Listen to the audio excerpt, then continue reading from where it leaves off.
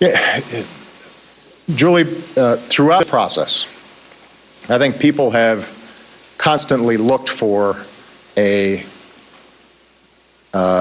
easy, low-cost answer. Right? Whether it's we should have sent more rifles in early and somehow then everything would have been okay.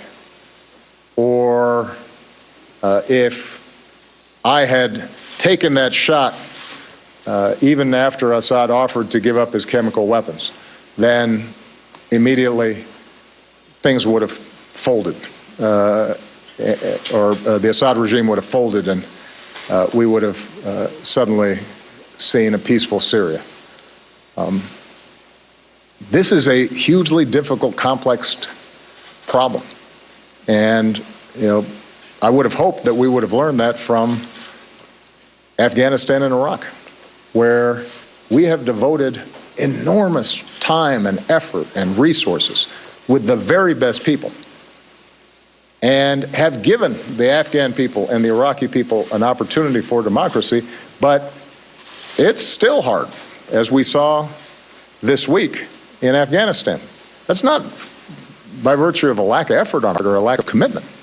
We've still got 10,000 folks in Afghanistan. We're still spending billions of dollars supporting that government, and it's still tough. So when I make a decision about the level of military involvement that we're prepared to engage in Syria, I have to make a judgment based on, once we start something, we got to finish it. And we've got to do it well. And do we in fact have the resources and the capacity to make a serious impact, understanding that we've still got to go after ISIL in Iraq. We still have to support the training of an Iraqi military that is weaker than any of us perceived, that we still have business to do in Afghanistan. And so I push and have consistently, over the last 4 or 5 years, sought out a wide range of opinions about steps that we can take potentially to move Syria in a better direction. I am under no illusions about what an incredible humanitarian catastrophe this is, and the hardships that we're seeing, and the refugees that are traveling in very dangerous circumstances, and now creating real political problems among our allies in Europe, and the heartbreaking images of children drowned trying to escape war, and the potential impact of such a destabilized country on our allies in the region. But what we have learned over the last 10, 12, 13 years is that unless we can get the parties on the ground to agree to live together in some fashion, then no amount of U.S. military engagement will solve the problem. And we will find ourselves either doing just a little bit and not making a difference and lose credibility that way, or finding ourselves drawn in deeper and deeper into a situation that we can't sustain. And when I hear people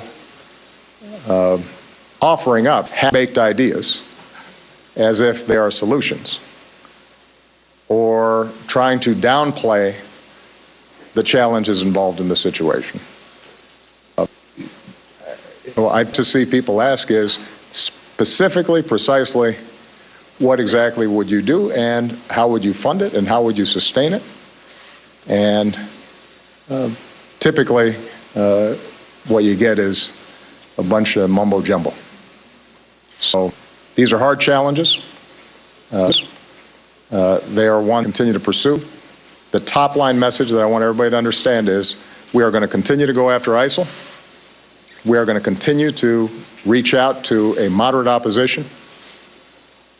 We reject Russia's theory that everybody opposed to Assad is a terrorist. We think that is self-defeating. It will get them into a quagmire. It will be used as a further recruitment tool for foreign fighters. We'll work with the international community and our coalition to relieve the humanitarian pressure on refugees. We are working with the Turks and others to see what we can do along the border to make things safer for people. But ultimately, we're going to have to find a way for political transition if we're going to solve Syria. Okay?